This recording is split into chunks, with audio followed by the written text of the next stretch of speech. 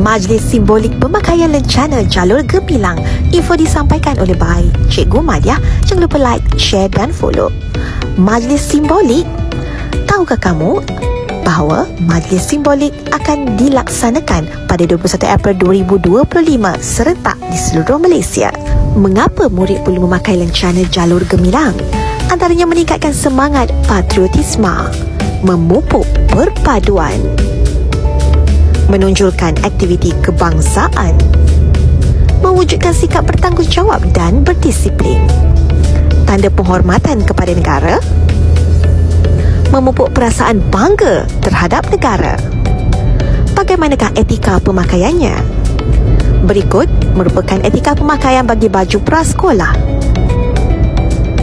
Kemeja sekolah,